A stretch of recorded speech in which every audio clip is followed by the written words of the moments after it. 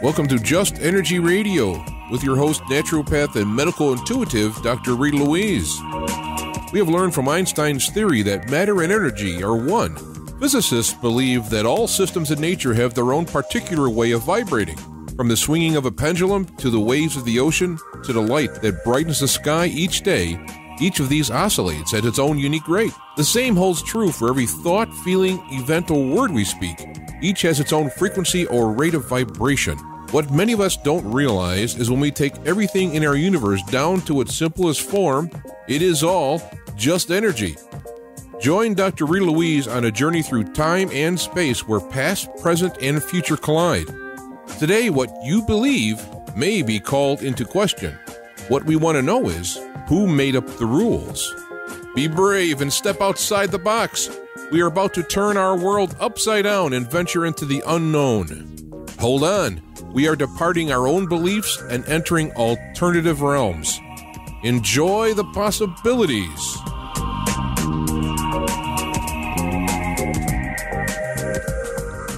Hello and welcome to Just Energy Radio. I'm your host, Dr. Rita Louise, and thank you all for tuning into the show today. Oh my God, amazing episode we're going to have today. In the first hour, we're going to be speaking to Andrew Collins about his new book on Göbekli Tepe, and in the second hour with Cynthia Sue Larson about her new book as well.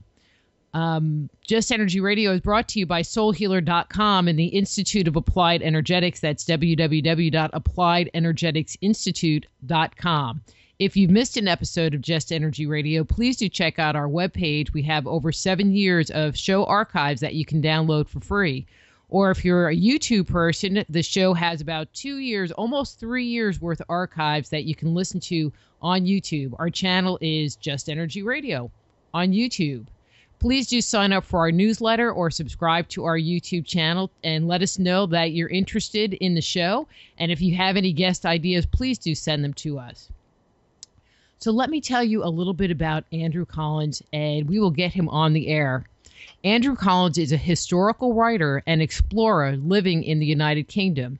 He is the author of more than a dozen books that challenge the way we perceive the past. They include From Ashes of Angels, Gateway to Atlantis, Tutankhamun, The Exodus Conspiracy, and The Cygnus Mystery. Andrew's latest book, Göbekli Tepe, Genesis of the Gods, is the culmination of 20 years study of the origin of the Watchers and Nephilim of the Book of Enoch and the Anunnaki of Sumerian myth and legend. So please welcome to Just Energy Radio, Andrew Collins. Hi, Andrew. How are you? Hello, Rita. Yes, I'm fine, thank you. Yes. Thank you so much for coming on to the show. It's just so exciting to have, someone like you that has, just put out such phenomenal work on the show. So I really appreciate you taking the time. Thank you. But since this is your first time on the show, I always have, first-time guests give a little bit of history so my listeners can, if they're not familiar with your work, get a little idea of who you are, where you've come from, and especially how you became interested in ancient cultures and ancient sites. Well, my interest in the mysteries really goes back to my childhood, when I sort of questioned everything about, reality, everything from ghosts to astral projection to dreams. I was interested in UFOs and ghosts and things like this. And in my teens, this progressed from an interest in these sort of metaphysical ideas to the idea of ancient mysteries, probably through the work of Eric von Daniken and Chariot the Gods and books like that, which really got me thinking about the ancients and, the different technologies that we had around the world, from Peru to Egypt to Easter Island. And I became fascinated with these sort of locations. And then I sort of joined a sort of movement, if you like, in this country known as the Earth Mysteries, which looked at things like ley lines and Stonehenge and Avebury in southern England, and all the mysteries and the energies to do with those. And things gradually progressed from there, really. I've been writing books on these sort of subjects for, well, at least 30 years now. They've been great. They've been getting bigger and bigger, larger and larger, and the information is becoming much more global. And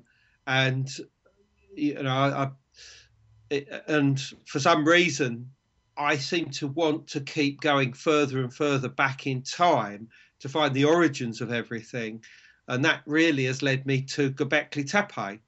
And Göbekli Tepe, for those listeners who haven't heard of it, this is a huge megalithic, i.e. great stone complex that can be found on the top of a limestone mountaintop in southeast Turkey.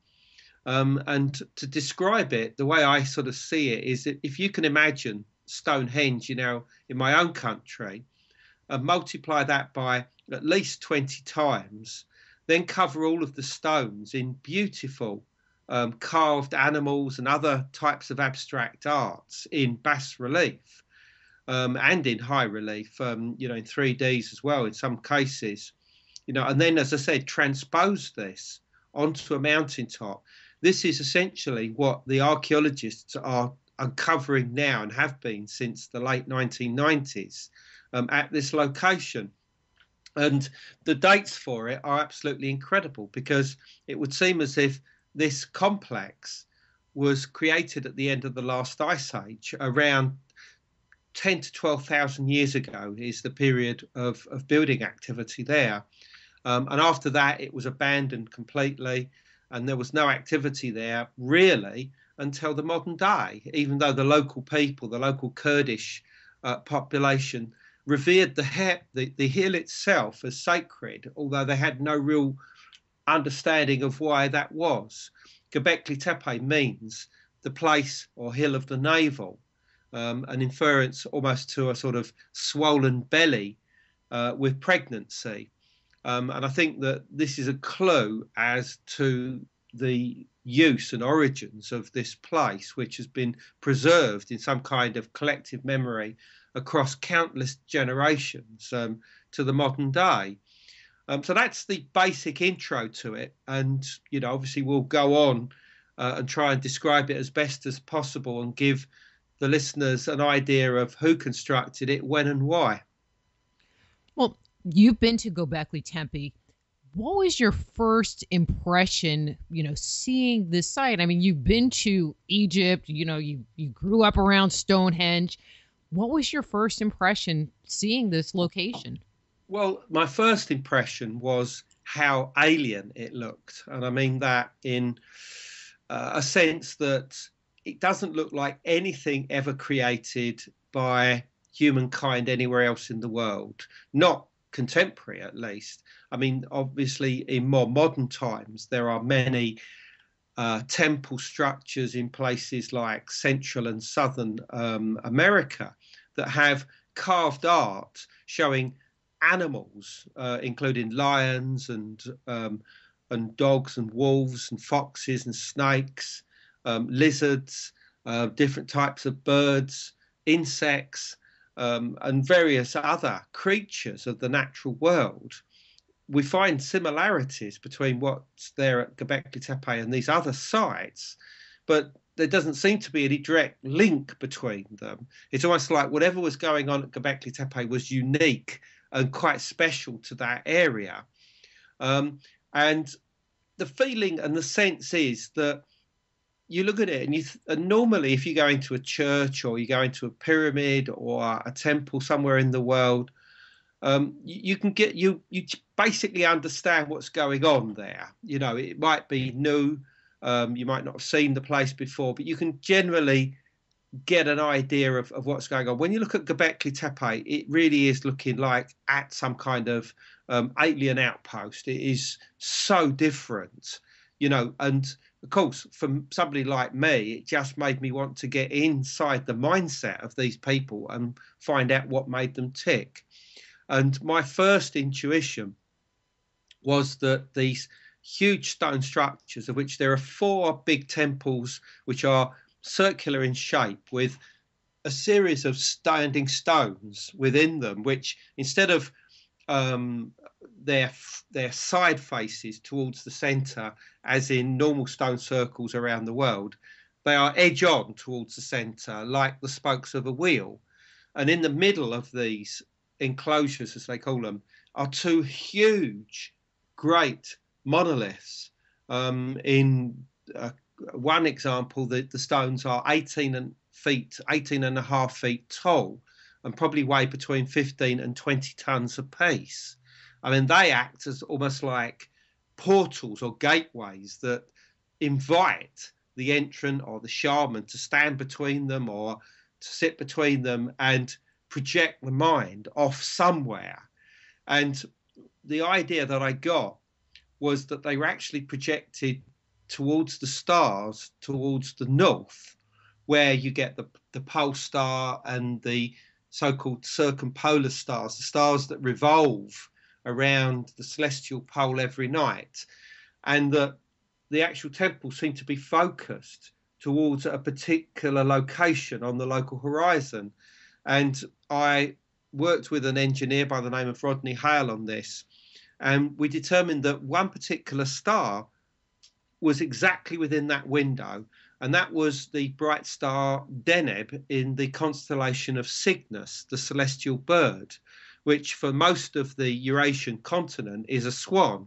However, in Southwest Asia, where Göbekli Tepe is, it was very often seen as a bird like a vulture.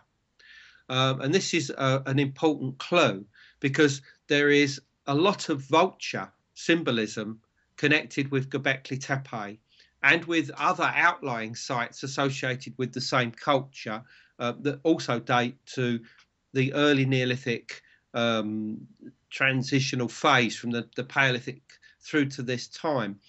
And the vulture does seem to have been a primary symbol of the cult of the dead. It would seem as if they saw the soul journeying into the sky world or the next world in the form of a vulture. And there was a very specific location where these vultures were going that were accompanying the soul. And this would seem to have been the Cygnus constellation.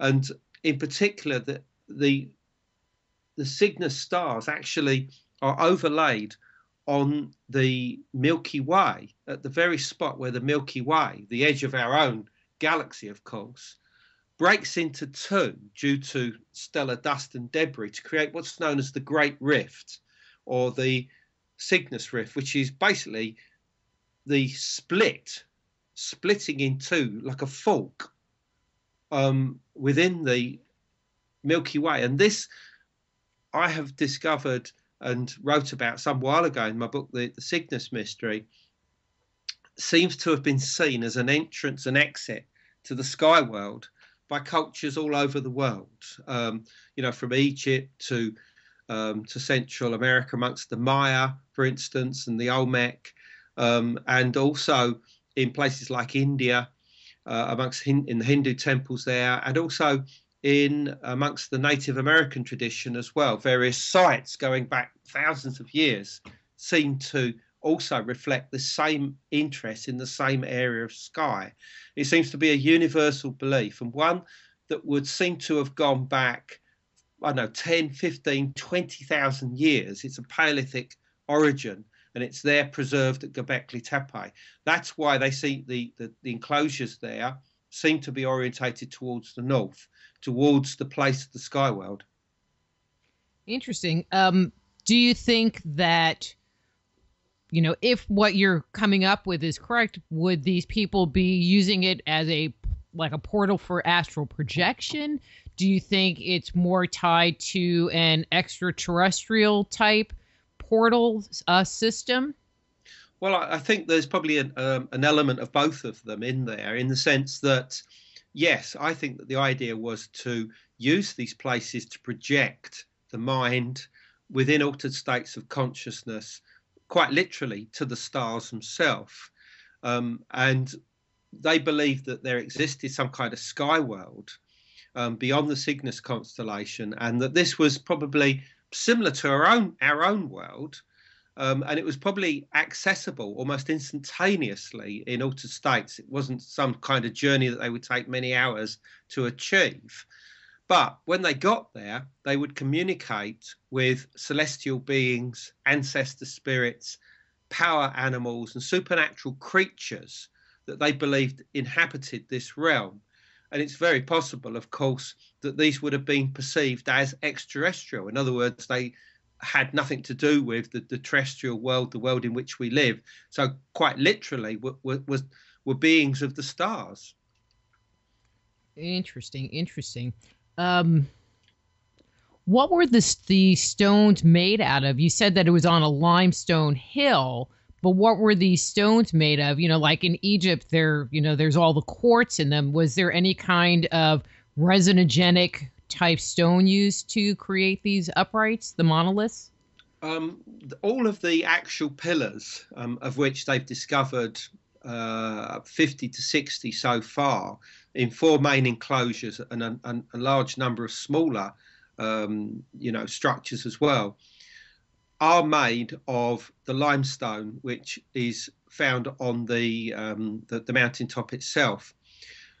However, there is a volcanic rock known as basalt that has been used to create things like stone vessels and other smaller movable objects.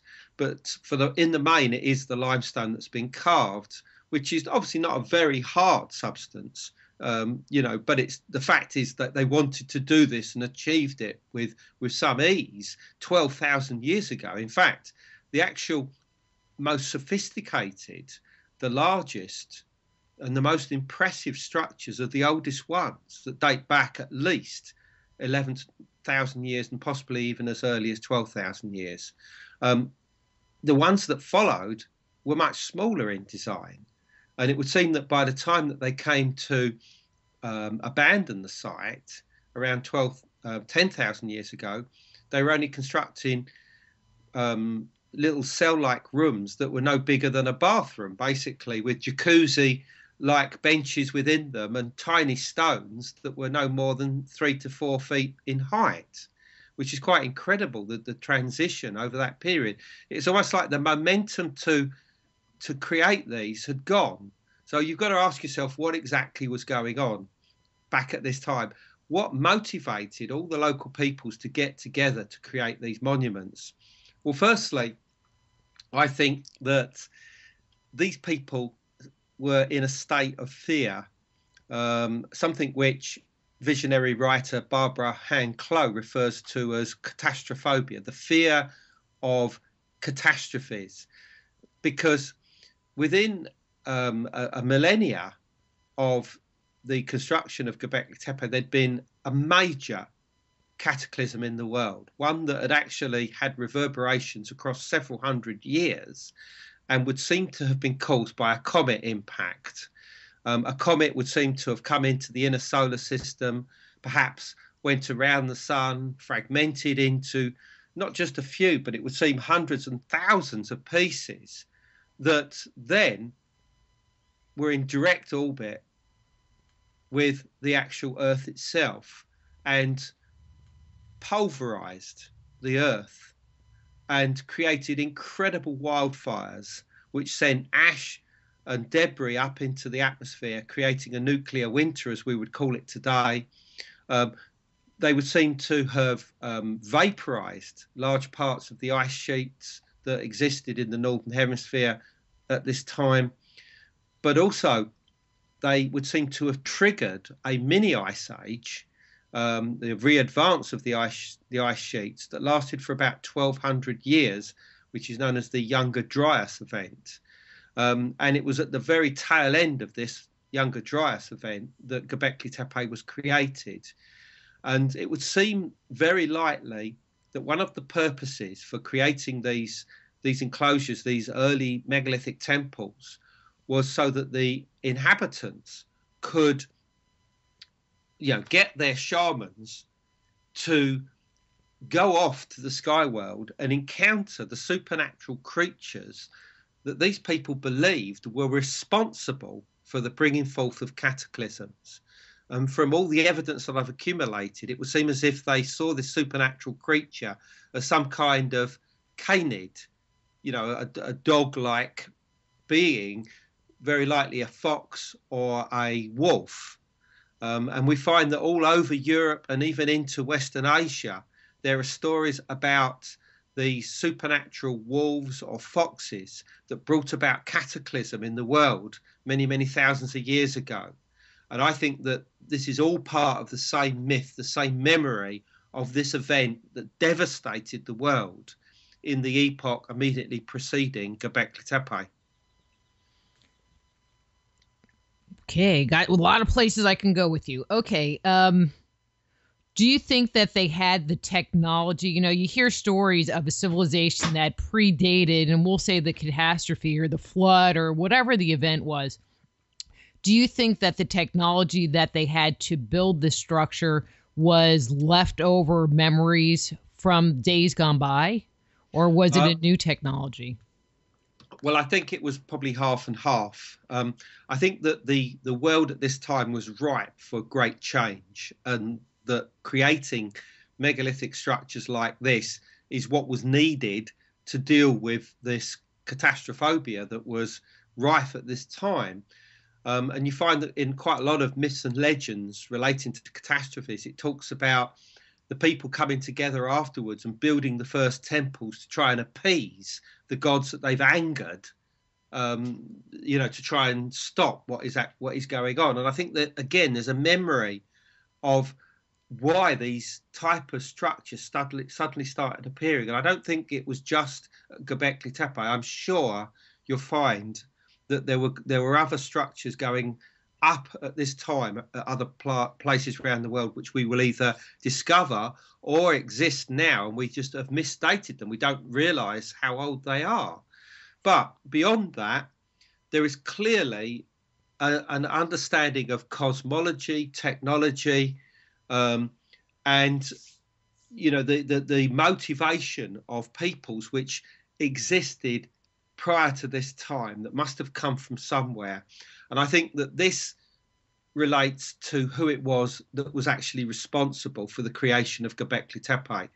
And the evidence that I've accumulated would suggest that although the local people may have been involved with the building construction itself, that there was almost certainly some kind of ruling elite or an elite group of shamans and hunters and individuals who almost certainly came into this area of eastern Turkey around the time of this mini ice age known as the Younger Dryas, and quite literally took over the show and brought people together for this building project by basically saying, look, we know you've got a problem, we can help you solve it, but you have to listen to us and we want you to do this, and if you do that, we will ensure that you will not have any similar catastrophes in this world. And I think that those people came from the north.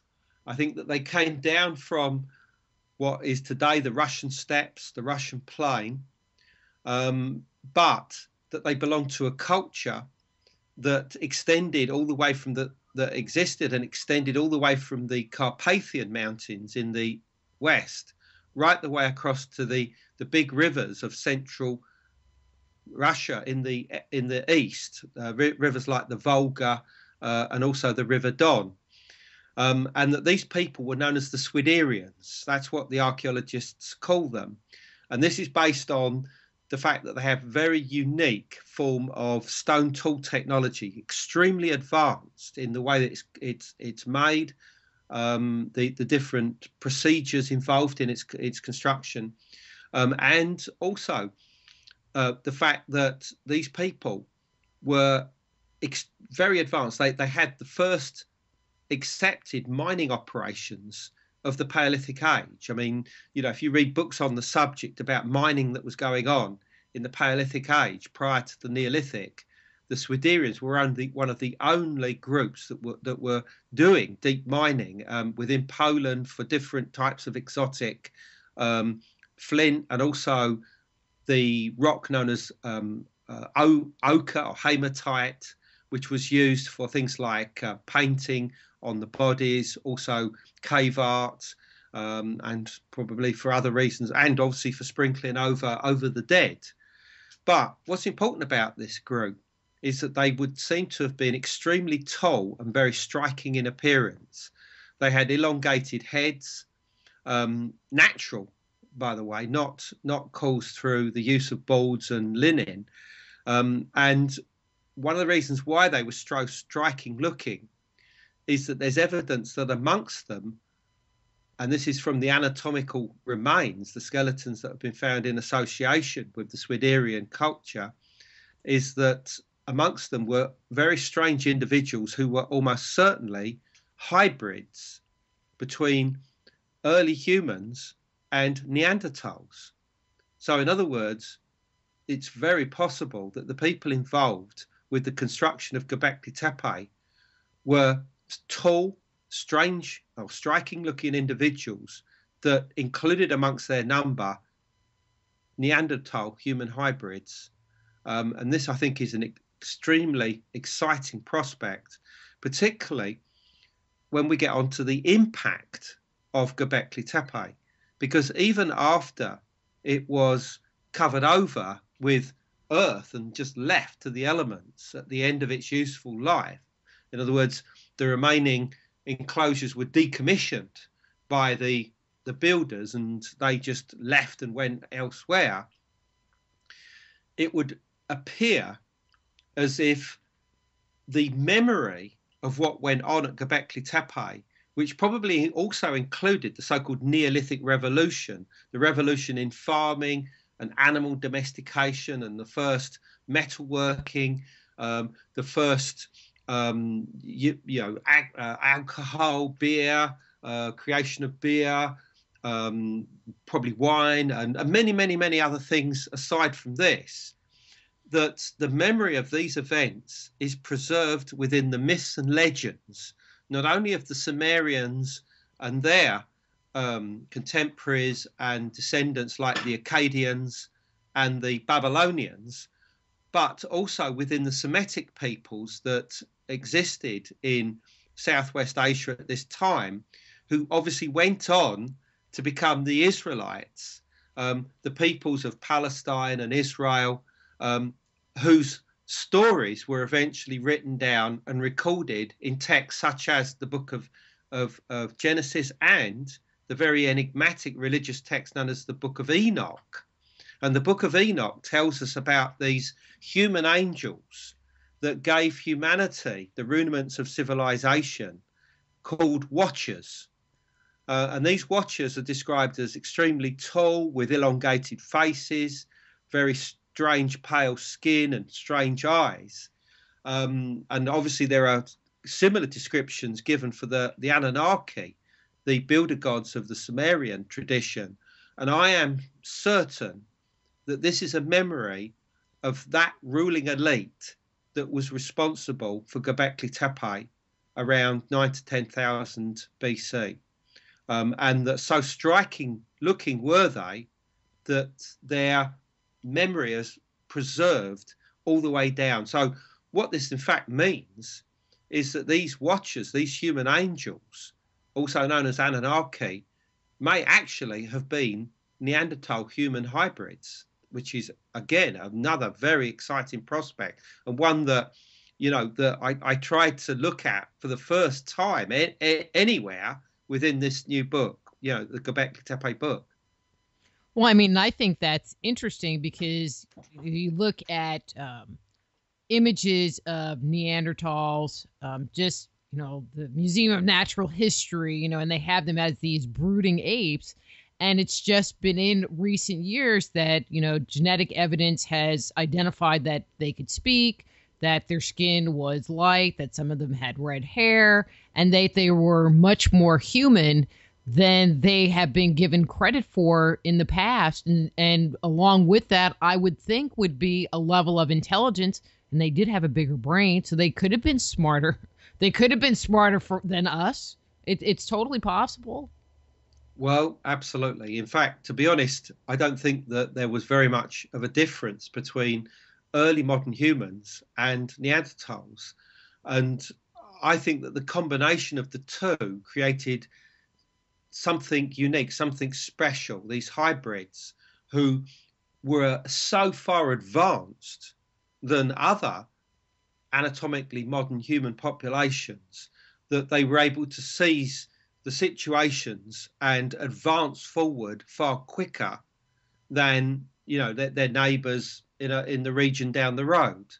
And that's why I think something really interesting and special was going on at Göbekli Tepe, because when you look at what's going on there, it is so different, so unique, that it can't simply have been the local people coming together and saying, oh, you know, what should we do for the next few years?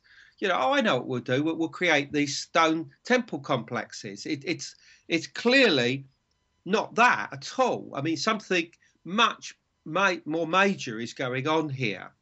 And yes, it's a response to this catastrophophobia, the fact that there was this comet impact.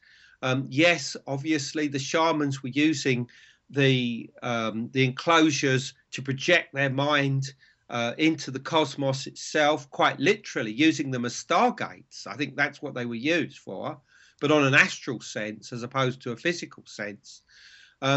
But beyond that, because there were human hybrids behind it, I think that it almost catalyzed the very foundations of our own civilization, which obviously has incredible implications, because it does therefore suggest that the rise of our own civilization is down to human hybrids.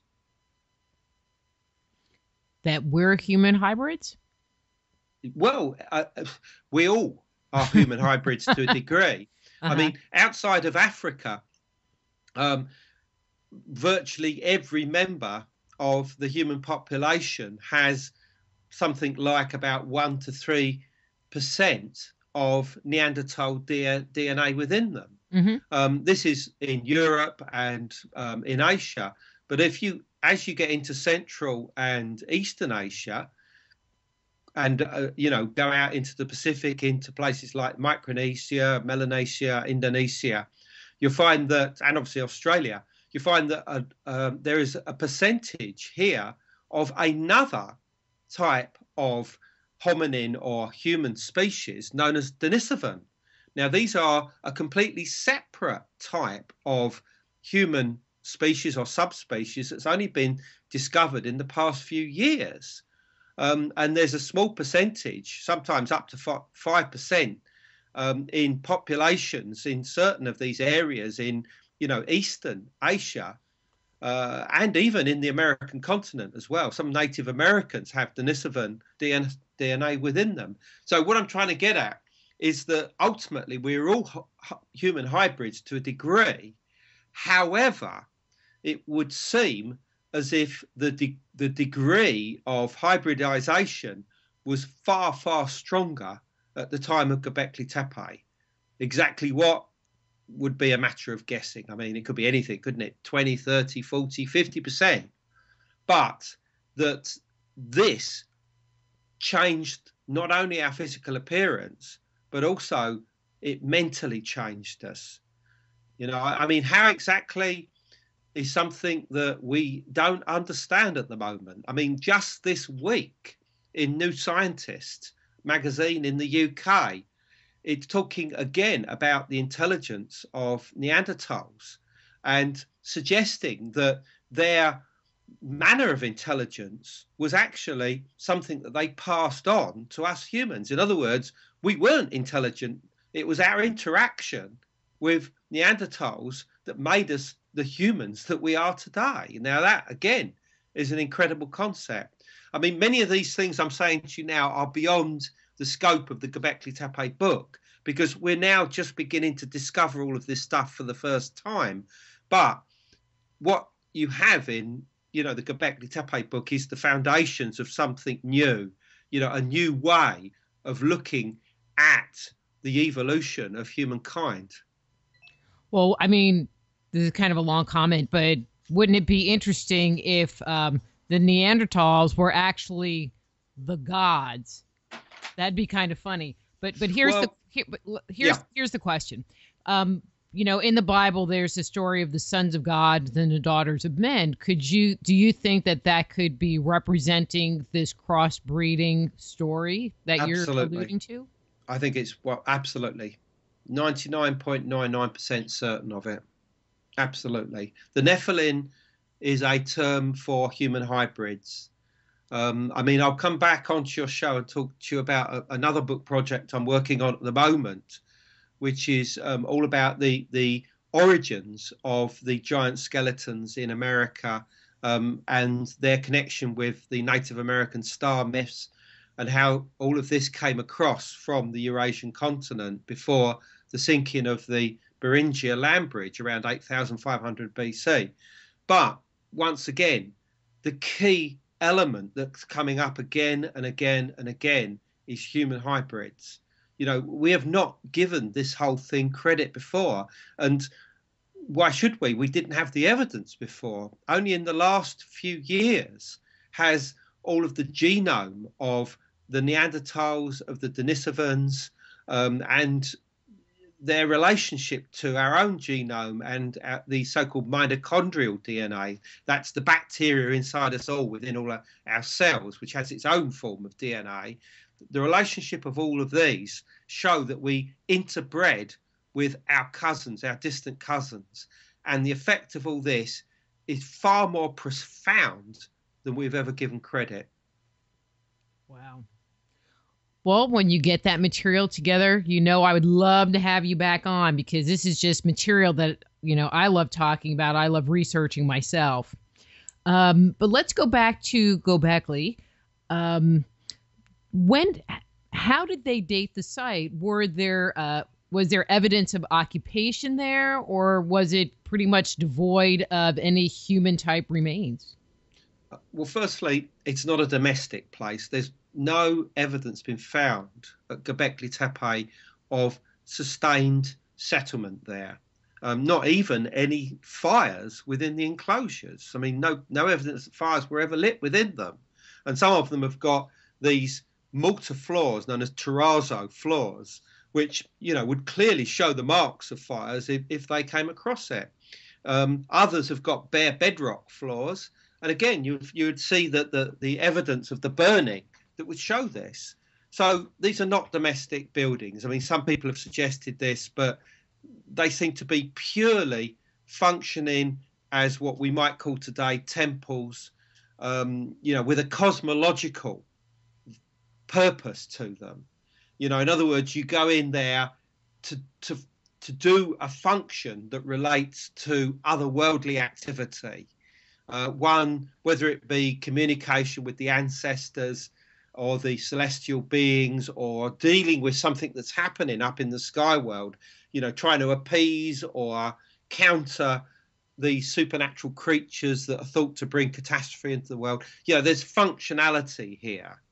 But I think that it's more than that. It's about bringing the soul to and from incarnation. In the two largest enclosures, there are standing stones in the northern parts of the perimeter walls with holes in. Now, these almost certainly functioned as what archaeologists refer to as soul holes. These soul holes were to allow the soul, either of the dead, if any interments were made within the structures, or the shaman, to quite literally exit from this world and enter the next world. So holes have been a very important symbol in shamanism for many, many thousands of years. And as already mentioned, it would seem as if the destination of those shamans and the dead would seem to have been the Cygnus constellation and the Milky Way, which has been seen as a road or river of the souls, allowing access to the afterlife for thousands of years. Obviously, well, in fact, it's evidence I show that goes back to Paleolithic times. But in answer to your question about the dating, this comes from two separate, different methods. One is radiocarbon evidence. This is the taking of organic materials found either within the walls of the structures or within the fill, i.e. the earth that's been thrown on top of them that contains a lot of human and animal debris and stone chippings and things like this, plus the so-called typological dating, the typology relating to the different types of stone tools that have been found. And I mean, there are literally hundreds of thousands of these have been found there. I mean, absurdly incredible amount of stone tools. There are so many there, you can't help but walk over them when you're actually at the site. And all of these tell us very specifically that the earliest phases of Göbekli Tepe were between 9 and 10,000 BC. Around the middle of that millennia, probably around 9,500. That's when the big structure started to go up, and that the final smaller little structures were constructed down to around 8,000 BC.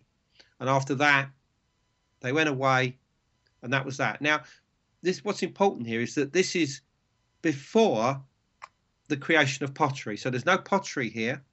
Any vessels that they find which may have been used for eating or to mix liquid are all made of stone. So there's no evidence of pottery here. And there's no essential evidence of domestication of animals or farming, agriculture, evidence of agriculture. But having said that, certainly by the end of this period, agriculture was beginning to happen all around this region. And it is believed now by the archaeologists that the Neolithic revolution was triggered by the construction of these huge, great complexes like Göbekli Tepe, because so many people were involved in the construction and the maintenance. So many people were visiting them, maybe at certain times of year, times of festivals, that the natural resources of the hunter-gatherer, the animal herds and other types of food that might have been gathered from the local terrain, were probably getting exhausted very quickly, and they needed another way to feed people. And this is where the agriculture starts. Not that this was the very first moment that this occurred, but somebody at some point thought, how are we going to feed all these people? And somebody said, well, hold on, haven't we been experimenting with the domestication of wild wheat and rye and barley? Can't we speed this up now and get this going on a mass scale? And that's exactly what would seem to have been occurring towards the end of the period of Göbekli Tepe. And so that is probably one of the most cogent theories I've ever heard about the evolution of agriculture. Yeah.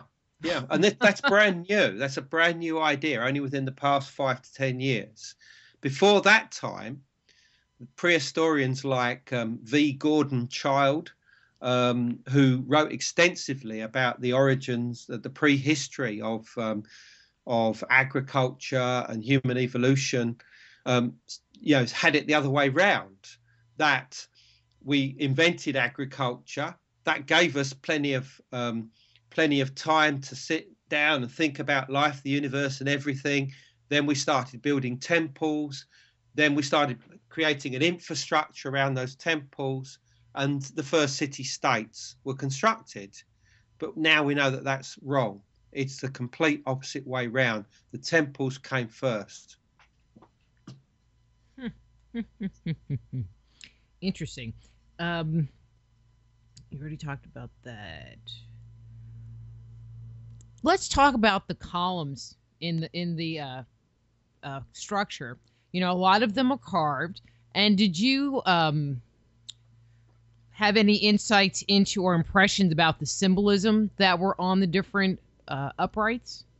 Well, I mean, one of the main symbols that you find again and again there is the fox. The fox is probably the most common one. And I think that represents this supernatural creature who was seen to be like the trickster, the cosmic trickster responsible for the catastrophes.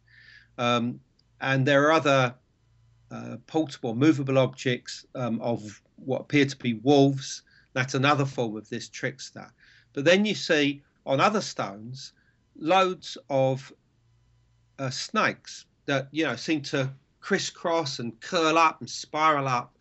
And I think that this relates to shamanism, because in altered states of consciousness, particularly when psychoactive substances are involved, like ayahuasca, for instance, in South and Central America, one of the primary things that the shaman or the experiencer sees is lots of snakes. You know, and these snakes seem to be intelligent. They seem to be able to talk to you. They seem to be able to protect you. On some occasions, they can even attack you.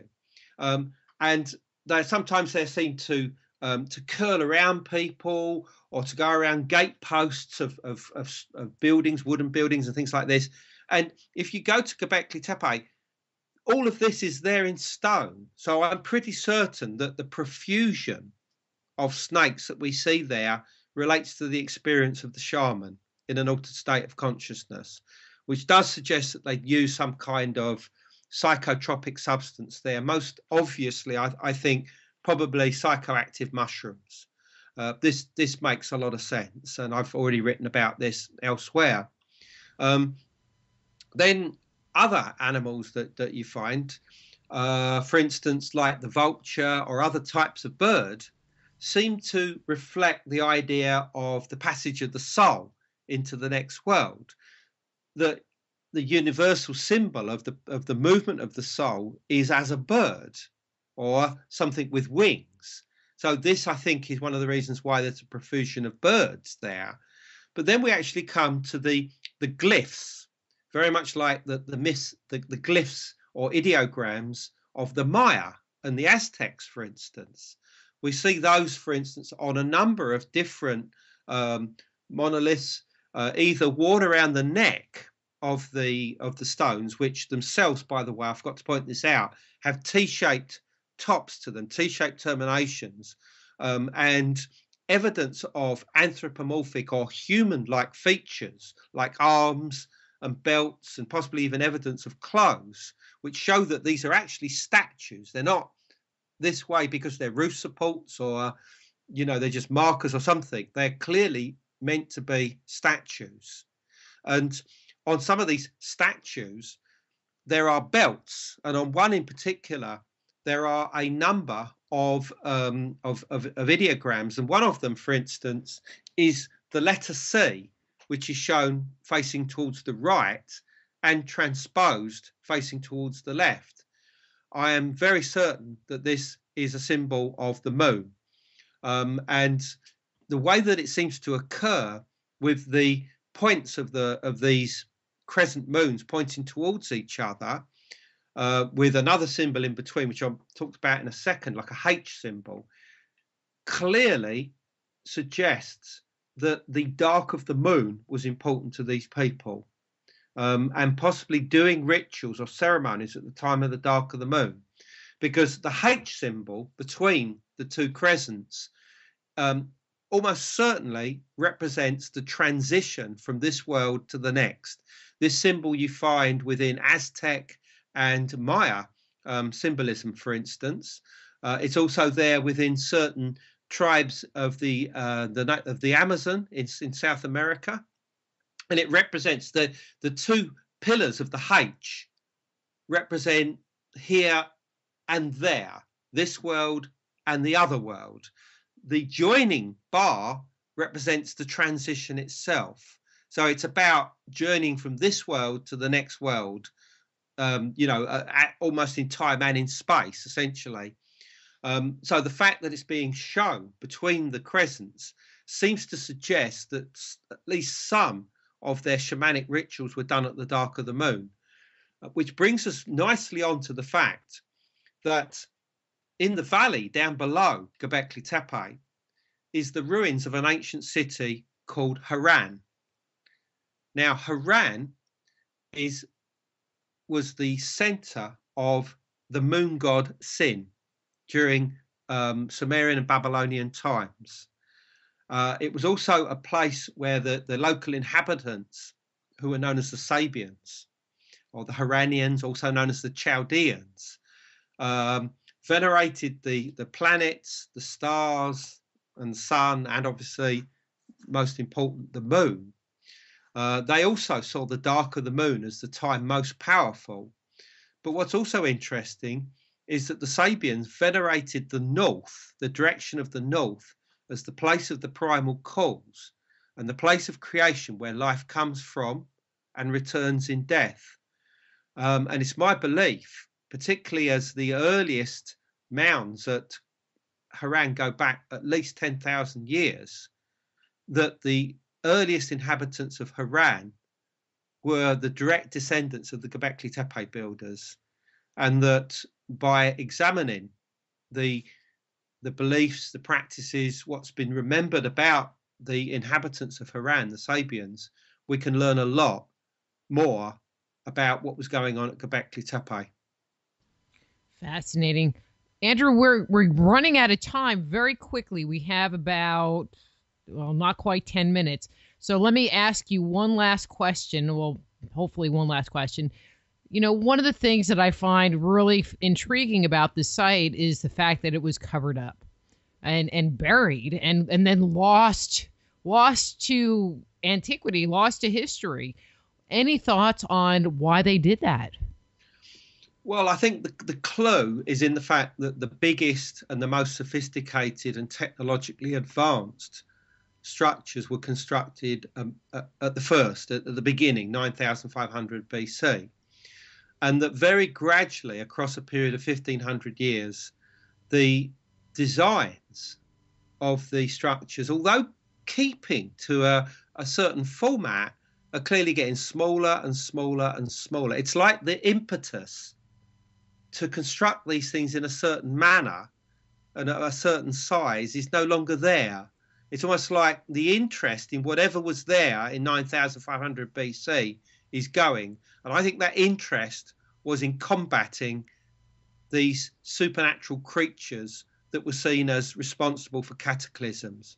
Maybe by the time they got to 8,000 BC, there were no longer any cataclysms. The skies had been clear for a long time. The world was a happier place. And they just felt that now was the time to move on. That's probably oversimplifying it. But I think that there's an element of why they moved on at that time. And the fact that they did was the start of the spread of the Neolithic revolution, because the peoples from this very area then spread out into other parts of Turkey, going north from there, east into Central Asia, south into the Indus Valley of Pakistan and India, and of course west into Europe. And to begin not just the Neolithic revolution there, which arrives probably by about 5,000 BC, in the western part of Europe, but also bringing with it the idea of megalithic architecture, places like Stonehenge and Avebury in southern England and Newgrange in Ireland and Karnak in Brittany and France. All of these are the legacy of the very first megalithic culture, and that was the Göbekli builders. Interesting. One of the things that I was wondering, you talked about these individuals communicating with the spirits or the gods, using something like ayahuasca. Do you think that the different cultures around the world in their trance-induced state are all communicating with possibly the same groups of beings? And could that be why there are so many parallels around the world? It's difficult because, obviously each different culture, each different society, particularly if they are more indigenous or more isolated, have their own deities, their own supernatural spirits, who appear in forms that are relevant and related to their own ecosystem, their own landscape, their own natural habitats. Like obviously the different birds change, but I think behind it is some kind of universal cosmology. And that's something which goes all the way back to Paleolithic times and focuses around certain key elements. One is the Milky Way, 2 is the moon, and 3 is the Cygnus constellation, the stars that form the celestial bird, also known as the Northern Cross. There seems to have been a fascination with this area of the sky. Now, as to why that is, we can probably talk for another hour. But what's so interesting is that only just in the past few months, NASA has announced that the first planet to be found in the habitable zone of a solar system has been discovered using the Kepler satellite, and it's in the Cygnus constellation. And what's so interesting about that means that allows us to see the possibility of life existing in the Cygnus constellation in the same way that our ancestors may have seen and believed for tens of thousands of years. So we're perpetuating something that has been there all the way along during the evolution of humankind. Wow. Andrew, I'm looking at the clock and it's telling me that our time is up. If somebody wants to get a copy of your book, Göbekli Tepe, Genesis of the Gods, where should they go? Well, the easiest route is Amazon, Barnes & Noble. The ebook is now available. You can get it in hard copy as well. AndrewCollins.com, www.andrewcollins.com is my website. I'm selling signed editions from there. I'll also be happy to hear from any listener that has any thoughts about Göbekli Tepe. I also have many articles on the subject on the website. And if you want to come with us to Göbekli Tepe, we're going there just in a few weeks' time on a tour. And if that's too soon, in September, we're going back there. Please look at the website for details of the tours that we do to that area. Their life experiences, incredible.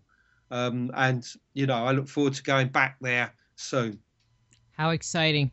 Andrew, thank you so much for taking some time out of your day and coming on the show and sharing all of your insights. And an hour is just not enough. Not enough. Indeed. Okay, well, you be blessed, and we will talk to you again soon. Thank you very much. My pleasure. Okay, all right, thank you. All right, bye-bye. Bye-bye. That's Andrew Collins. His webpage is andrewcollins.com. His book, Göbekli Tepe, Genesis of the Gods. And we will be back with Cynthia Larson after these words from our sponsors. Just Energy Radio with your host, Dr. Rita Louise, will return right after these messages.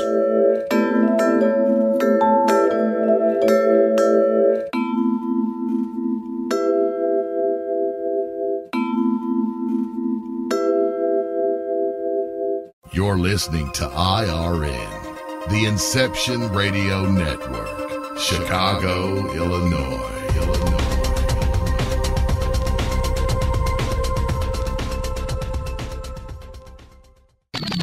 You didn't forget what's coming up tonight, did you? Hi, Inception Radio Network listeners. This is Amanda. Never miss that interview you were looking forward to or the show on your favorite topic. Follow IRN on Twitter, I_R_N, and get reminders about the evening's live shows as well as fun and important updates throughout the week. That's I_R_N, and never miss a great show again. Go deep inside yourself and venture into the realm of the unconscious mind with my Meditating on the Kabbalah guided imagery audio CDs. Discover who you are and what you want in life. Meditating on the Kabbalah can help you to open, clear, and revive. Go deep inside yourself and venture into the realm of the unconscious mind with my Meditating on the Kabbalah guided imagery audio CDs. Discover who you are and what you want in life. Meditating on the Kabbalah can help you to open, clear, and revitalize the energetic pathways of your subtle being. They will support you in your spiritual quest by helping you to access the profound insights and inner guidance you need as you work in alignment with your highest good. Let them help you to release negative thoughts and emotions and clear away any limitations that may be keeping you from experiencing your full potential. Walk down the path to health, healing, understanding, and enlightenment with meditating on the Kabbalah.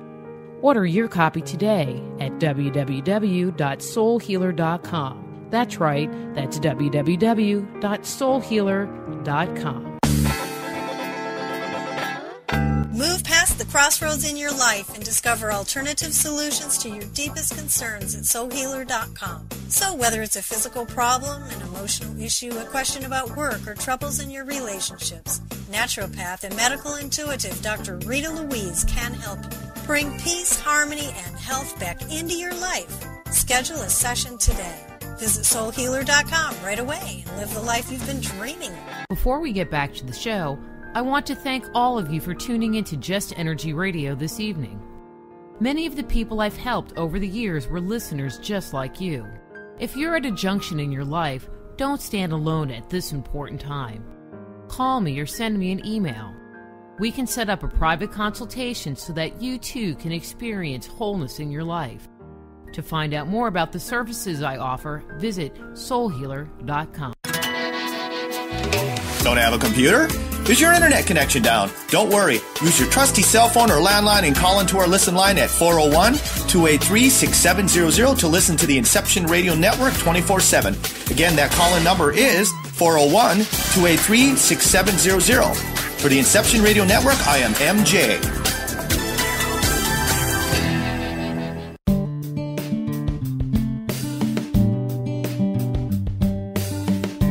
Are you sensitive to energy?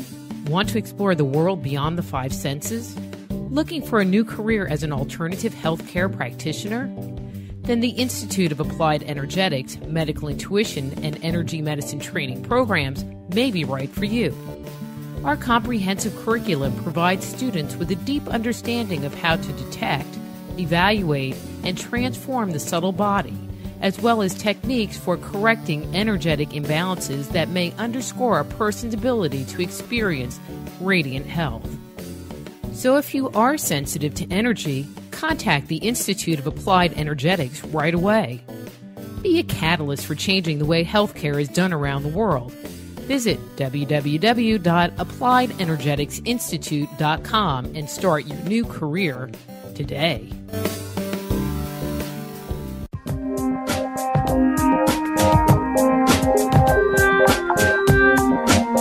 And now back to Just Energy Radio with Dr. Rita Louise.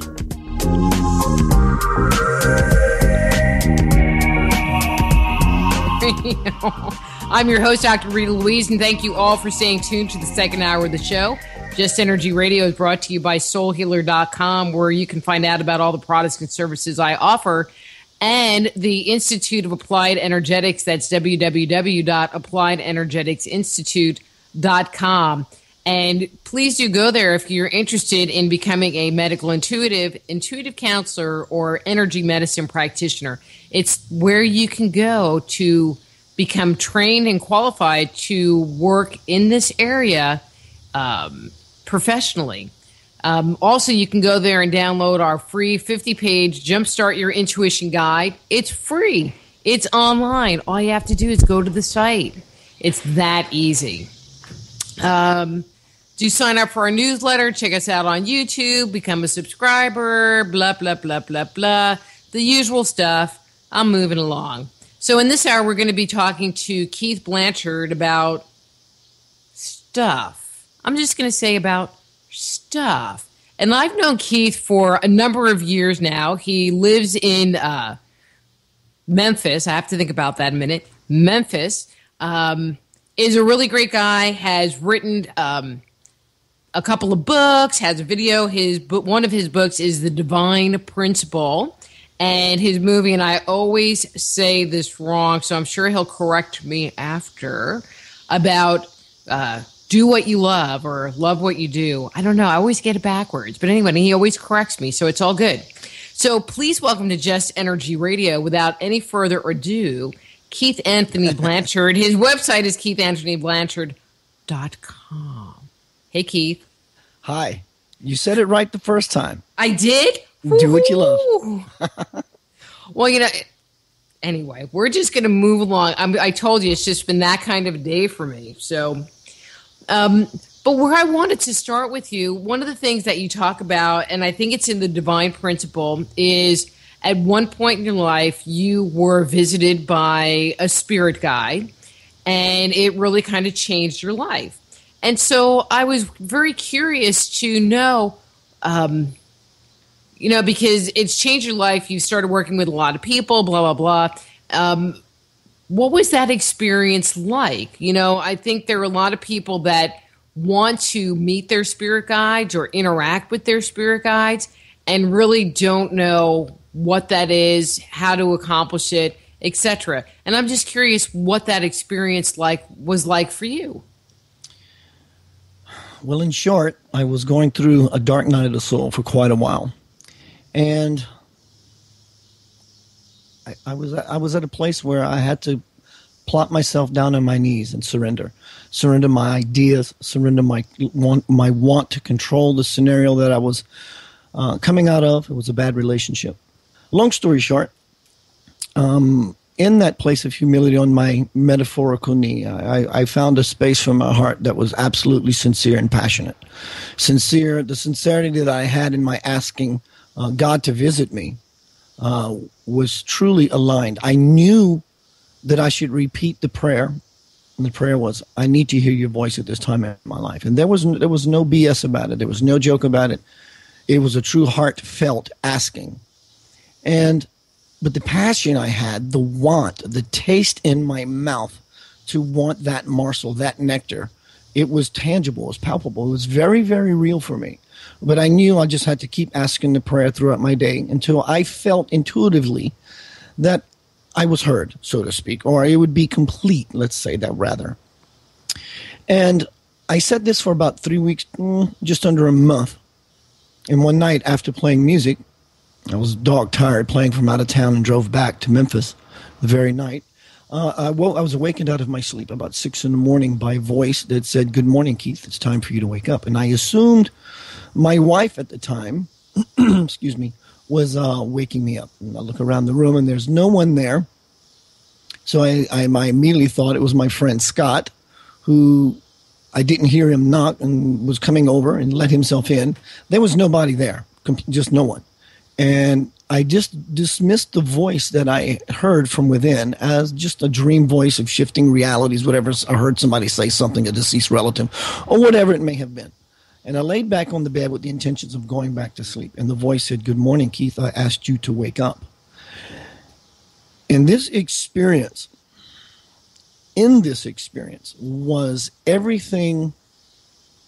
It shattered everything I knew. I knew this experience was supposed to happen before I was born, but didn't remember that was to be so until it happened. I knew it was always supposed to after that moment. The voice said, "Good morning, Keith. It's time for you to wake up." And I was thrown into the light. You talked about guides. I was in contact with guides for quite a while. This was something deeper. You asked me, how did it feel? How was it? It was expansive. It was life-changing. It was me at my largest level. Some people would call that God, higher self, whatever you deem it. It doesn't matter to me. I just knew that it was everything that I knew and beyond that. And that was the divine principle. The stuff that I didn't know that was contained in this idea that was imparted to me by this higher conscious being was the 8 years that I would sit down and write the divine principle. Well, that's pretty powerful. Prior to, you kind of mentioned this. So prior to having this experience, would you have considered yourself an intuitive individual in the first place? I'm sorry, I lost you for a quick moment in the back half of that question. Prior to this happening, would you have considered yourself an intuitive individual in the first place? I was working on developing that muscle. Obviously, I was in metaphysics early at about that time. And I knew that I always had a sense of intuition, but I was actually focusing on intuition at this part of my life, trying to develop it, meditating every day, being as, quote, spiritual as I can be, what I thought spiritual was. And so, yes, that muscle was starting to expand. But when I sat down every day, give or take, for 8 years from 12 noon to 6 at night, sometimes 9 at night, only to get up to use the restroom, get something to eat, I would sit there 6 to 9 hours a day in meditation and just absolute quiet listening. And I would impart questions that I felt from my heart. Humanity elected me as the mouthpiece to ask. That was the space I was coming from inside as I was beseeching these questions from the universe. I would say, why? Why does this happen? I mean, I get it. We created all. I get it. But why and how and what? Asking heartfelt, serious, passionate questions. And when you do that for, 7.5, 8 years, it will bust you wide open to where, you begin to be visited by loved ones, guides, extraterrestrials, celestials, and they all want to talk. They're all waiting in a line in a phone booth, and they're waiting to talk to you. It comes to a point to where you have to say, okay, enough. If you all have something to say it through one voice. But unless I ask you to be present, kind of lay back a little bit. But I would think, being a musician, because you're a musician, that, playing music and being in the flow of the music would also give you a similar energy space to what you're experiencing through your meditation. Yes, I've always known that, but in explaining what I did to you a moment ago, I kind of overlooked that fact, and I appreciate you bringing that up. Yes, it's very much the same thing. It's a different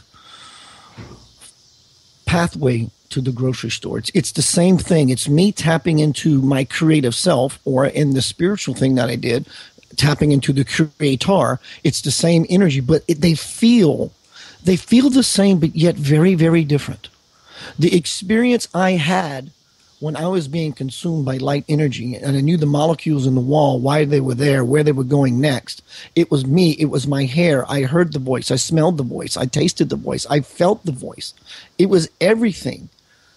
But in a musical way, it's like it's more from the effect that I'm a channel. I'm a conduit for this expression to come through. And we've had this in conversation before, you and I, Dr. Rita, was that when I get into the, quote, zone with my bandmates, and I am fortunate to play with some serious badass musicians, people who are truly no joke about what they do.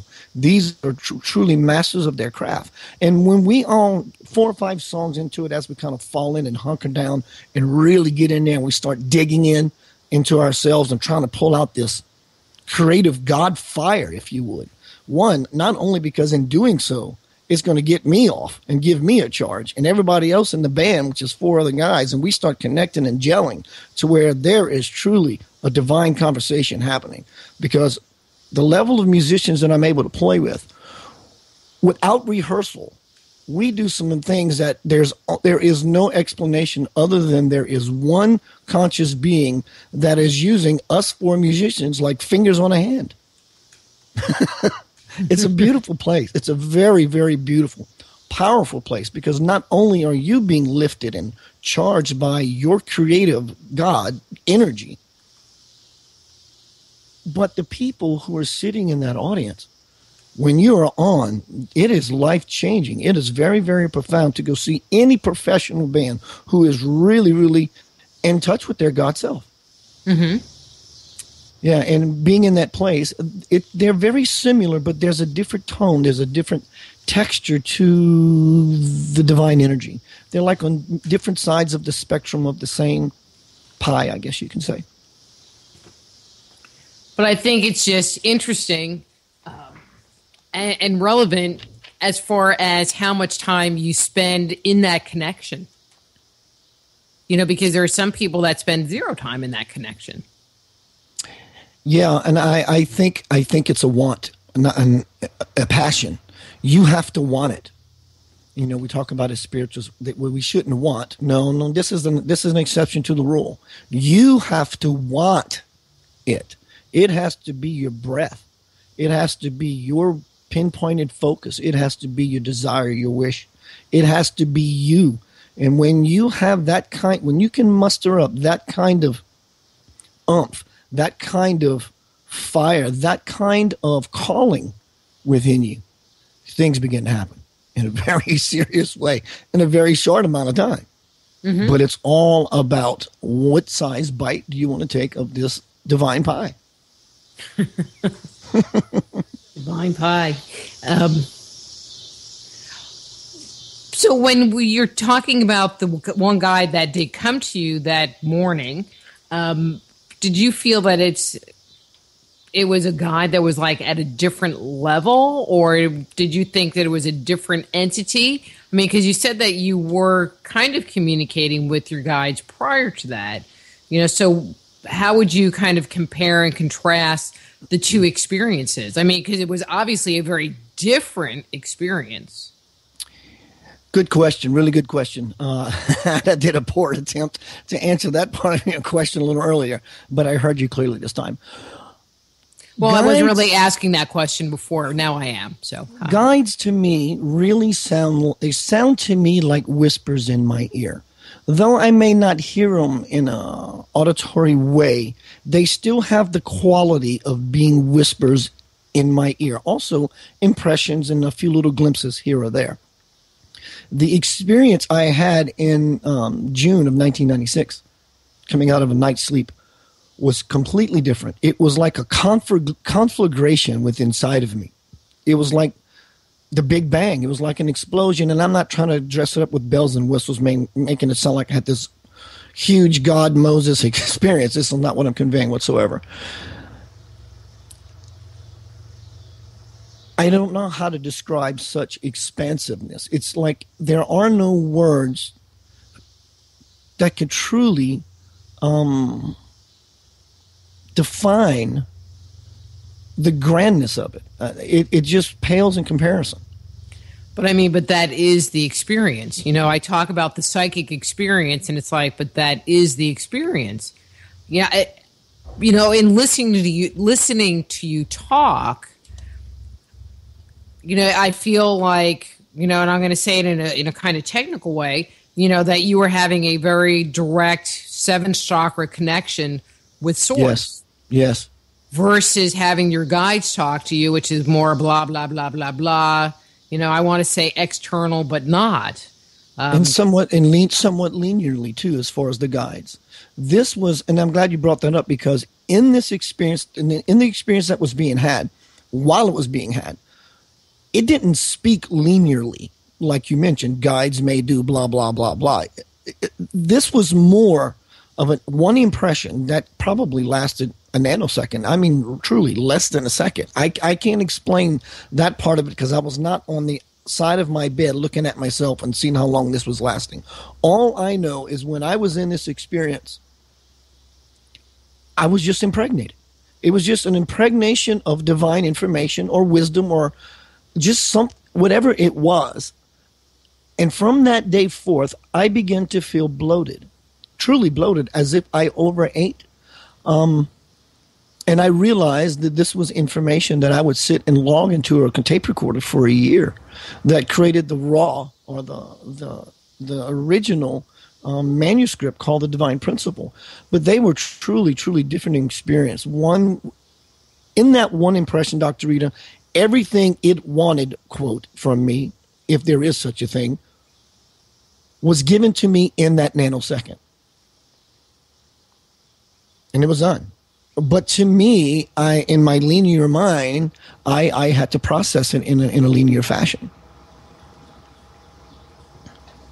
Well, yeah, because they just download, boom, here it is. Here's the box. Now empty it out and figure it out yourself. Right. But you hear people talk about having those kind of experiences, or they have an opening, that occurs, like people that have near-death experiences. Obviously, that you didn't have a near-death experience, I don't think. But they have that experience, and when they're in the near-death experience, it's like the whole world opens up to them because they're not being limited anymore. and then they come back into the body and they're like grasping, like they know that they know, but they can't remember what they know. Yeah, and maybe in the future they would start to get glimpses in memory recall.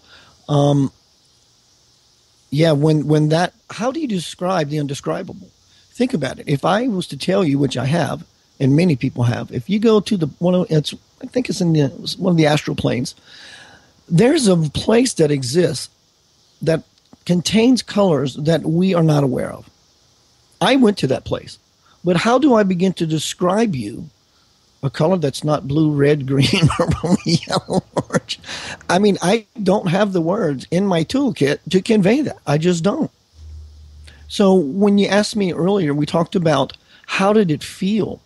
It was blissful, all-knowing at once, but how did it feel? How do you describe something that was truly void of everything, but yet it was everything? It's just awkward, somewhat to try, and it almost seems blasphemous. Right. Okay, Keith, that's enough of that. Get off of that one there. Because let me frame a question in a slightly different way. Sure. I mean, would you consider that when you had that experience separate from your experience with your guides, that it was more of a communication with God, your higher self, that kind of a communication versus actually a spirit guide communication? Yeah, and let me just frame it in a different way. So I went through a period of about 3 years where I was basically channeling God stuff all the time.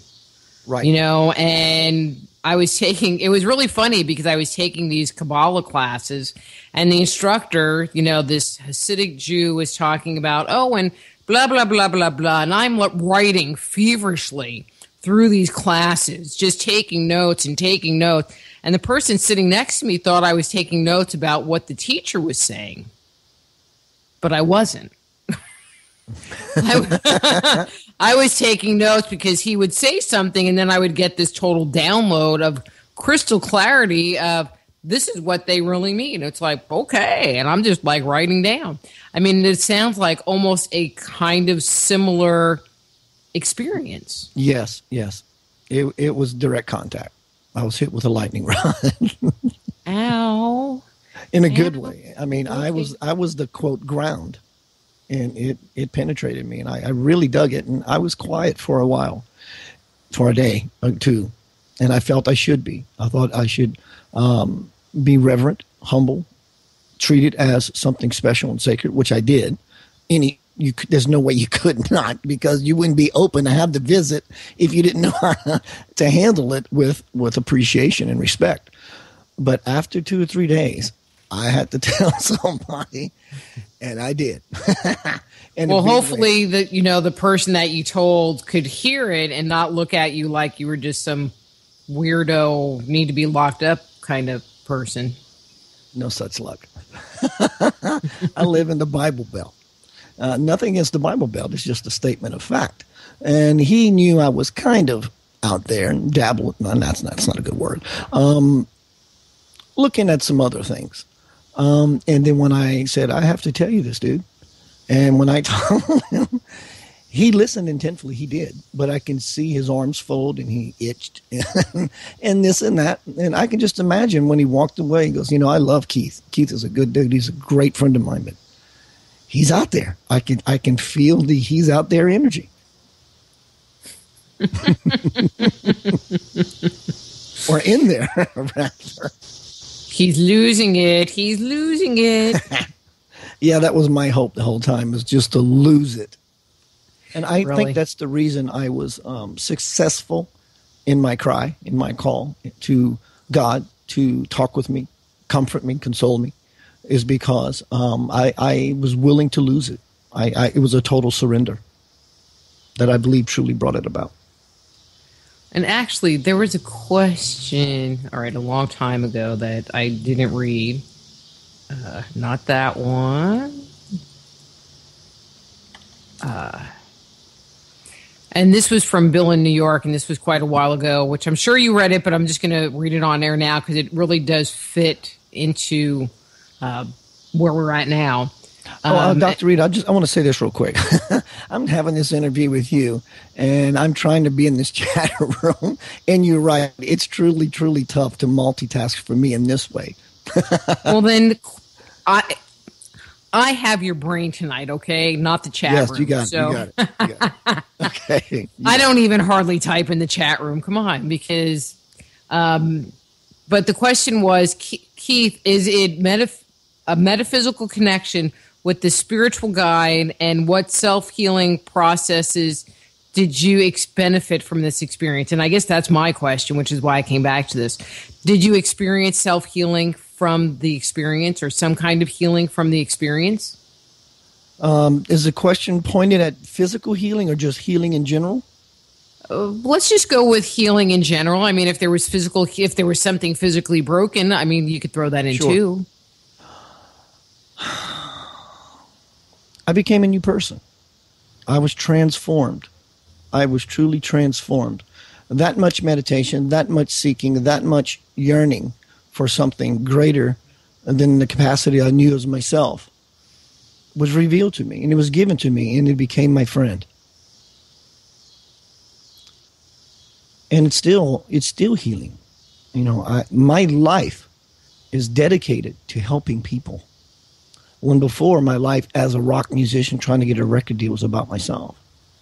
Everything I do, all my creative works, The Divine Principle, Eden Sky Wonders Why, my children's book series, the movie Do What You Love, is all geared towards helping people. And what I really, quote, pride myself on, I'm the guy next door. You know, I'll walk off a stage if I see you in the audience for the first time seeing our band. 5 minutes, I'm eating French fries out of your basket. And I feel that comfortable that I've made such a connection with these people that they were going to ask me anyway.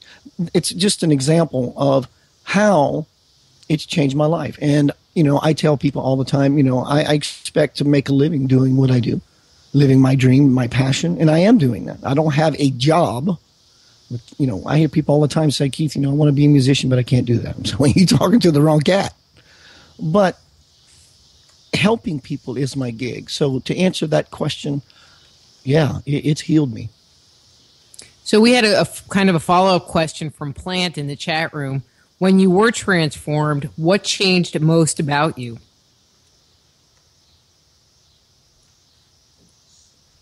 Compassion. Peace. Love. It taught me that. It healed me by defining what love is for me. Because before, as I said, it was about me. And then it changed to, it is still about me, but through me. It was my definition of what I saw love was versus this is what you have to give me to show me that you love me. It turned me, it put me in the opposite end of the pole.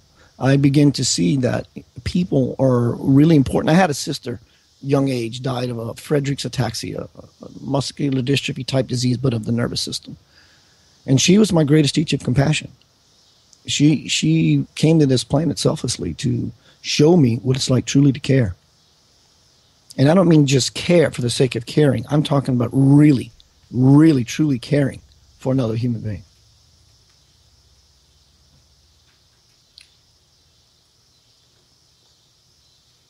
Anything else change?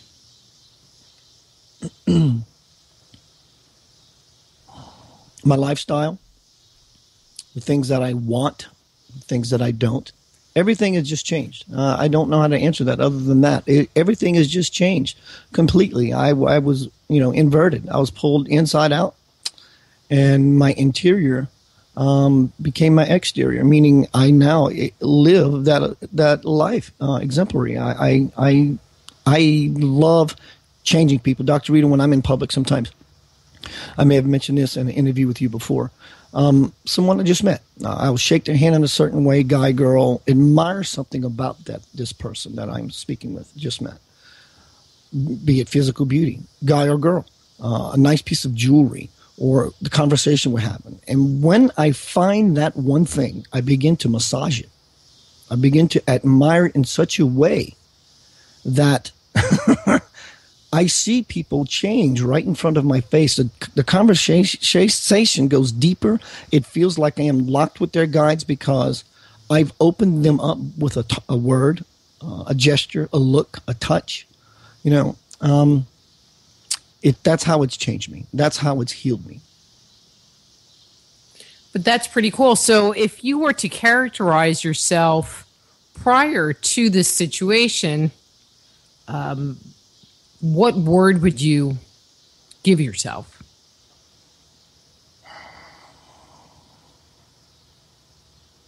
Ask me that again differently, please. It's like I'm channeling right now, and it's hard for me to stay focused on you because I'm hearing you speak. And it's not involving words. So would you ask me that question again? Oh, so you're having like a secondary conversation. See, usually when I have those secondary conversations, I'm laughing because they're always very funny. And it's like I'm shifting, and it's like it's like I'm shifting. Something's being pulled out from under me. It's hard for me to stay present with you. So please ask me your question again. Okay. I was just curious, you said that everything changed, and you're living a life of compassion. But if you were to if I were to have met you prior to 96, 99? Yeah. How would I characterize you? What would would I think that you were arrogant, or would I think that you were self-serving, or because it seems like you have a kind of, I don't want to say derogatory, but you just have a very different attitude toward who you are now. And I'm just curious who you were prior that you're no longer. Well, I think about that time people would describe me as a cool little guy. I have the curse, and they call me Sweetie. Keith is like a brother to me when it comes to girls, or it has been in the past. But I lost a lot of anger. Jealousies, insecurities, fears. These are the things I left behind. And now my life is in such a way that when I'm confronted by something that frightens me, I walk directly into it. And of course that will dissipate the situation, because if you can liken all your fears to a tree that you have in your backyard, an old dead rotten tree, and yeah, sure, you can pull out a small saw and cut every branch, and eventually you'll finish the job. Or you can pull out a big old chainsaw and just whack it. And I'm the chainsaw guy. I walk right into it. And it feels very funky. It feels very, very icky. But you eventually okay your way through it. That's what's changed in me. And there are a lot of people that fear scares the crap out of them. And they won't address the fear. They will look at it and say, well, I'm afraid, and turn around and walk away, or go back, or ignore it, or pray that it would, it disappeared. It doesn't happen. It belongs to that person. You can't shake it, because in your fear, listen to this. This is juicy. In your fear is the wisdom. That's where the wisdom's at. See, the universe has a very big sense of humor. It's waiting for us to get it. That's where our liberation is in the fear. Someone once told me, you want to find God, you want to take the path back to God, don't take the path of light. Take the path of the dark. Because you got to clear all the crap out the way before you can ever get there. Because the things that you are already illumined about, you're already illumined about. There's no further work to be done. You have to chisel your way back home. Well, one of the things that I like about hitting fear is it always lights up all of your resistance. And if there's resistance, you're not flowing. And if you're not flowing, you're not living. And so by addressing the fear, it lets you break through whatever that resistance is, if you choose to address it and move through it. Because usually it's not even that scary. You know, your root fear is the first filter that blocks the soul's light. Excuse me. Say that again? Yes. I ate some popcorn earlier, so it's having a karmic effect on me. Excuse me. No, I think Spirit just wants you to keep that one inside. But go ahead. Yeah, right. Your root fear, excuse me for that. Your root fear is the first filter that blocks the soul's light. And every fear after that begins to thicken the wall. I like that. But I think it's a true statement. Did you make that up? Yes, in this moment. Okay. Oh, you should write that one down because that was a good one. I'll just listen back to the interview. And okay. I bet there's a lot of little tidbits in here that you and I created. So wonderful. Mm-hmm. Yeah, I mean, because you just see it all the time. I mean, well, I see it all the time. I mean, because of my counseling work, just how many people they're in jobs they don't like, they're in relationships they don't like. You know, you look at the dynamic of what's going on. It's like, why are you there? You know, there's not anything that is helpful, fulfilling. You're not living your life purpose.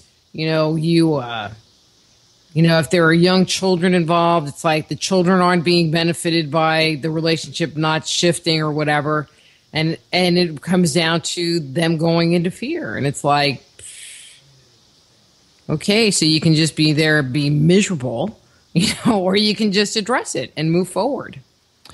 See, people think that being afraid will help them in a crisis. They think it protects them in a crisis.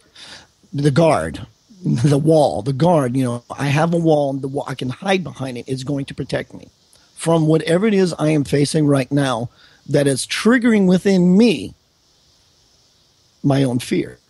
But that's the illusion. The moment you are afraid, that is the reality. In fact, it throws you directly into its path. Directly into its path. And so, don't get out of the way. You know, you put it, fear, we were talking about fear, how it's in the way of the life stream. If someone lives in constant fear, they are swimming against the natural flow of the universal stream. And the fear is kind of like a stone that tries to hold back the stream. But that's what causes the rapids. But it's like, you know, they're wanting to experience happiness. They're wanting to experience joy. They're wanting to experience these things, but they can't let them in because they're so busy holding back what they fear. And people can help you in many different ways. They can tell you what worked for them. You can read a fantastic book. Deepak Chopra, Wayne Dyer, all these. There's many, many ways to learn about how to let go of fear. But you're the only one that has your hand on the switch. You're the only one. And you just have to find the will within you to do it. Jump off the high diving board. You got to fear it. Just do it. That was the analogy I used all of my life. And it was true. I remember being a kid, the public swimming pool. All of my peers were jumping off the high diving board, screaming and hollering and laughing and playing glee. And it was just magnificent for them. I'm in the pool holding on for dear life, wanting to do it. And I could not figure out for the life of me, how can they be having so much fun doing something I am so scared to death about? Mm-hmm. And one day I said, this is the day. And I got up the diving board and I couldn't turn back. There's a line of kids behind me. I had to do it. And I, 1, 2, 3, and I went to jump and I caught myself and I resisted. And I said, oh, heck. And I just jumped. And when I hit the water, I realized I didn't die. And it was very exhilarating. I was like, ooh, that was kind of cool. And now I'm running towards the diving board, pushing people out of the way. That was kind of cool. I didn't die. Yeah. And it taught me that I had a fear of my mortality. For some reason, I had a fear of dying at such a youthful age. And so when you hit fear, I mean, do you acknowledge the fear? You know, what do you do? I mean, for myself personally, you know, if there's something going on, and I recognize that I'm hitting fear, I will make a conscious acknowledgement of the fear. Hey, I'm afraid. This scares me. And then I just kind of take it and move it to the side. And it's like, okay, it's okay to be afraid, but it's not okay to stand still and let this stop you. Yes. And what you just described was not reacting. It was acknowledging it. And two, you are acting. You are taking action. You say, okay, I'm aware that you're present. I'm aware that you exist. And I see you. And it actually begins to buffer and soften your fear, because the next time you're a little more used to it, and you might have a little more intimacy with it. And the next time, it's basically chipping away at the same tree that I would just cut down with a chainsaw. It's not consuming you. You're not afraid. You might have some fear, but you're not afraid. You're just not into it at that moment. I don't know, but I think when you acknowledge the fear, it lets you kind of move it over there. I mean, maybe I'm just weird, that I can just kind of disassociate the feeling from the rest of it. I see what you're saying. Yes. In other words, you're acknowledging that this thing is there. It's not who you are. So just push it to the side. Is this what you're referring to? Kind of. I mean, it's just kind of just the experience. It's like, doing this radio show, like me sitting on air doing a radio show. I mean, if you had asked me that 8 years ago, I would, hey, do you want to do a radio show? I would have laughed in your face. I would have so laughed in your face. It's like, right. And then one day, Spirit said to me, you're going to love this one. It's time. And I said, time for what? And they said, to have a radio show. Oh, and by the way, because they always have me on a freaking schedule, you need to start the first weekend in January. And, you have to have a webpage and guests and blah, blah, blah, blah, blah. It was the middle of October. It scared the crap out of me. And I was like, Rita, you have to what if they don't like you? What if you're an idiot? What if you don't have anything to say? Wow. And I just said, you're very good at it. You're very good at it. Yeah. But I just sat there and I said, okay, this is scaring the crap out, the bejesus. It was scaring the bejesus out of me, Keith. And I just said, okay, it's okay for me to be afraid, but they're telling me I got to do it. So I'm just going to do it. It's not even about being afraid anymore. It's just but I'm just going to do it. I don't know. You do it well. Thank you. Yeah. And people even like me. That's the weirdest part of it all. Anyway. So one of the things that I've gotten into a number of conversations with people, and I'm just kind of looking at the clock, talking about spirit guides, is the concept that perhaps when we're interacting with guides, okay, so not your divine experience, because I think we're going to put that into a different category, okay? But when you're just interacting with your guides, the potential that there's this vocabulary thing going on, and perhaps we're just talking to some kind of extraterrestrials that are leading us along a path.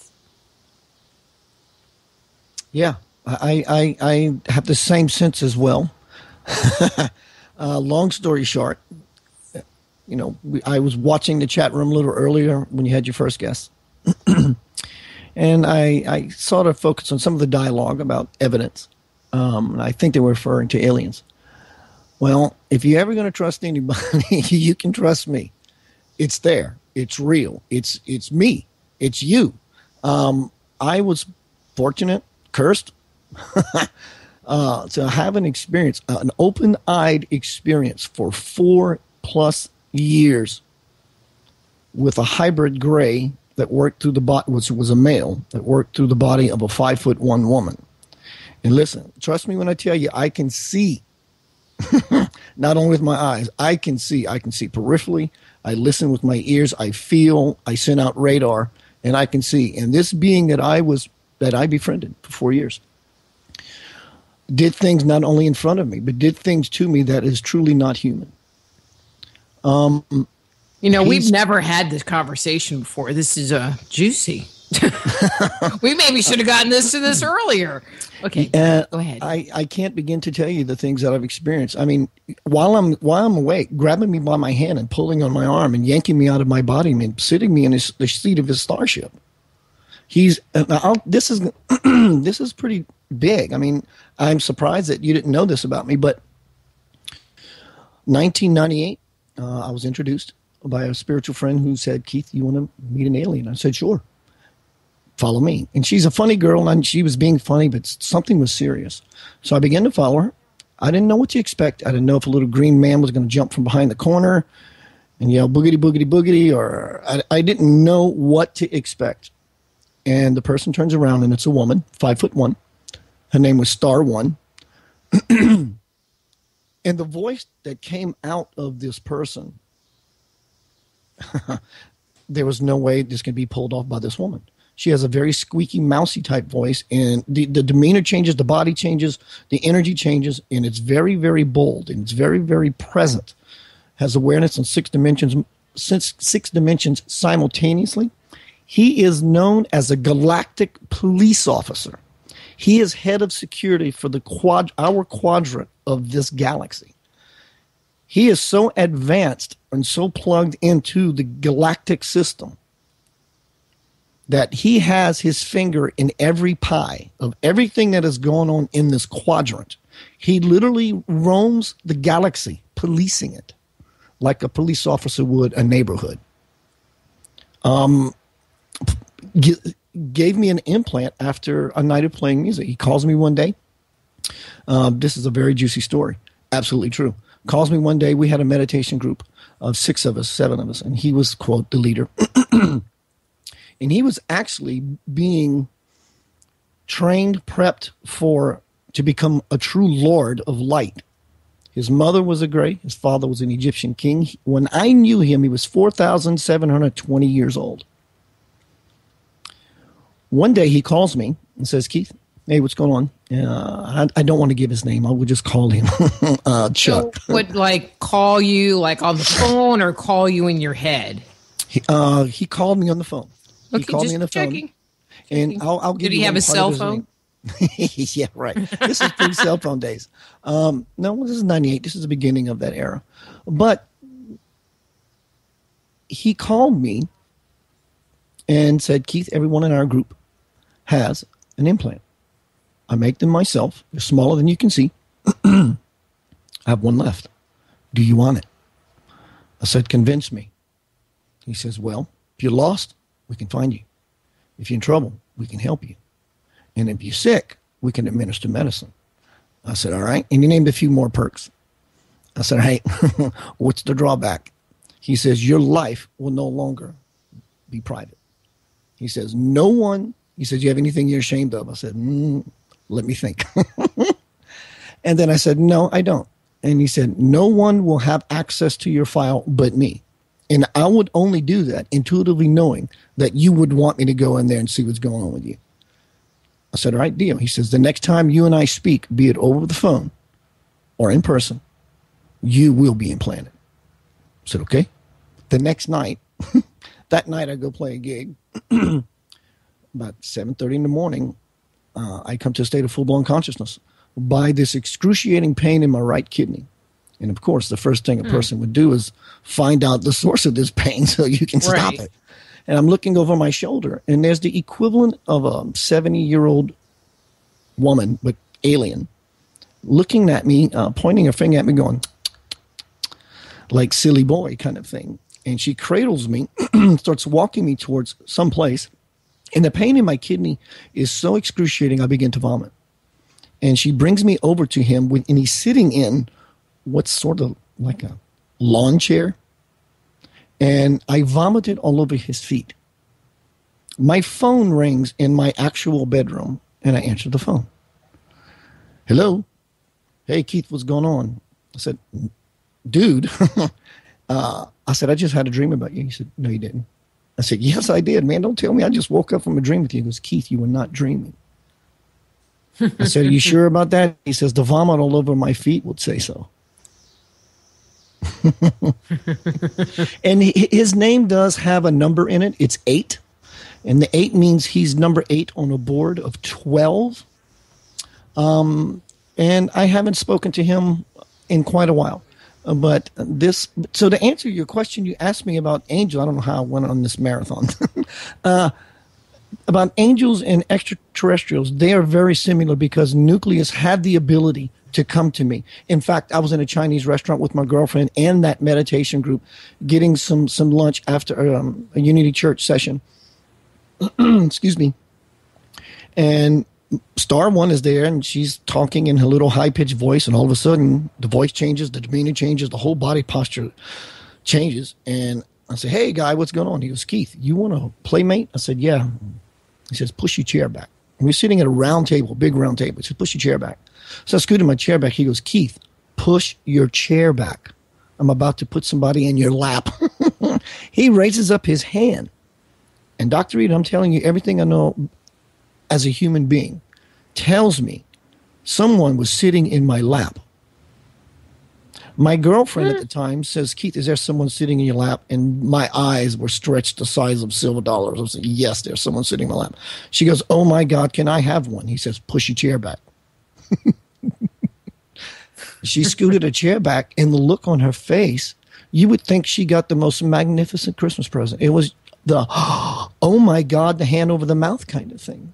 But I had these experiences. So to answer your question at length, yes, I think the whole system is infiltrated with every kind of consciousness we can imagine. And it's all around us, pro and con. So do you think that there are negative or low-level aliens that, because I do a lot of work with attached entities, and it just, it just gets kind of weird. Where do you draw the line between is a spirit guide, or are we just getting into a, pissing match vocabulary-wise? Because obviously they are not human, which would make them alien. Right. And so what do you do with that? Or you just leave it alone and don't do anything? No. You mean if they're in your space? No, I'm just curious what your understanding of that is. I mean, So it sounds like you acknowledge that there are extraterrestrials. Yes. And so do you feel like the extraterrestrials and the spirit guides could be one and the same? I think your description of it was perfect. I think it was right on. We call people who live across the border aliens. And that's just an invisible line, and we're on the same globe. I mean, we're next door neighbors. It's an invisible line. I mean, they're not aliens, for God's sakes. They're beings in the universe, and it's filled up with them infinitely. And yeah, we can call them aliens. They call them demons, which has the heavy connotation. But there are good and bad people on every plane of existence, except when you get into the higher stratospheres. And, of course, that energy doesn't exist. But when there's a crossfade of energy, it just comes and goes. And, there you can call them demons. My Catholic background would say demons, but I don't believe in a devil per se. But, yes, they would have demonic qualities. Look, I can point you out a couple of people here in Memphis, Tennessee who share some of those qualities, and on both sides of the fence. And I don't mean this out of judgment, but out of fact. It's polarities that people play with. And, you invest yourself in ideas, you begin to manifest those ideas. And, it all has its consequence, pro and con. Back some years ago, Dr. Rita, they would be aliens that if they picked you up, you ain't coming back. You were food. Tastes like chicken. That's all.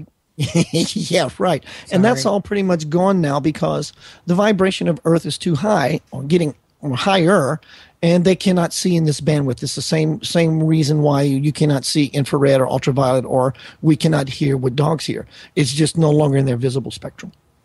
Interesting. So we're going to take one last question from the chat room, and this is from Bill in New York. and he wanted to know if you ever received any information about what their agenda is here and how far the policing goes. Fantastic question, Oz. A little general. Why they are here, I guess it would depend on what but if you're asking the question in the general sense, the broader sense, the good ones, the good guys. Well, let's give an answer of each. The good guys are here because we are their investment. We are their children. We are part of a, like a galactic cosmic soup. We have RNA, DNA from all these different breeds, probably 6 or 7, and we're supposed to be mingling among ourselves, and eventually it's going to come to the place where these 6 different races, that us and the other 5 or the other 6, going to create a new race, which is in turn going to create a new expression of the divine. They're here to help us further that order from higher up, from the boss, I guess you could say. Mm-hmm. And the other ones, the bad ones, they're here for selfish agendas. But I do believe there are some that are here just out of curiosity. They're curious to see what's happening. Why is all the, the focus on Earth? Earth is actually becoming a star. People say, well, I didn't know it can do that. Well, we're already a star. I mean, we're in the limelight and everybody's watching. They want to see what's about to happen in this great divine experience that has never happened in the history of the universe, ever. That God consciousness can walk on a physical plane. Jesus, Sai Baba, Buddha, Krishna, Mother Teresa, Gandhi, these people who represent the higher, finer qualities, the subtle, fragile, most powerful qualities of the universe are beating their feet on this earth. And that's what they're here to show us. That, we just dig in, tap in, get the fear out, get your life aligned, do what you love, and live heaven on earth.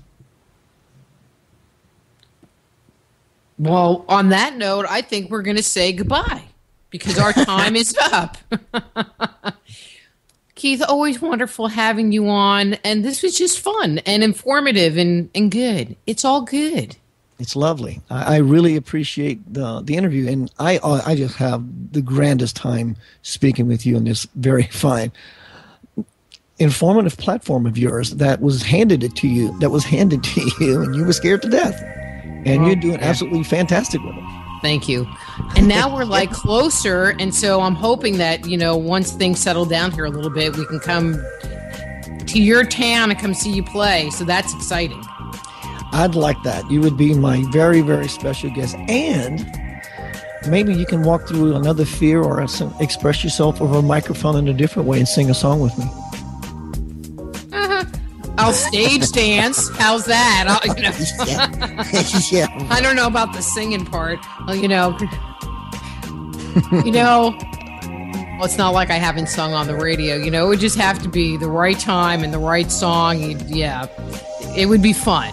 With you, it would be fun, and I would just warn people to plug their ears because you just don't ever know what kind of key it comes out in. But it always comes out with enthusiasm and vigor. Bad as it may be. Anyway. Okay, I'm going to let you go. Thank you so much for coming on, and you and I will chat down the road, I'm sure. Again, thank you, and thanks for everyone listening in the chat room. I wish I had time to talk to you, but I'm going to stick around for a little bit and answer some questions. And again, Dr. Rita, thank you very, very much. You're welcome. Namaste. That's Keith Anthony Blanchard. His webpage is keithanthonyblanchard.com. His book is The Divine Principle. Next week, we have a very special guest. In the first hour, we have Andrew Collins coming on talking about the seeds of Göbekli Tepe revealed. Secrets, the seeds. The secrets of Göbekli Tepe revealed. And in the second hour, Cynthia Sue Larson talking about quantum jumps. Quantum effects do occur. And so until next week, I'm Dr. Rita Louise. This is Just Energy Radio. Be blessed.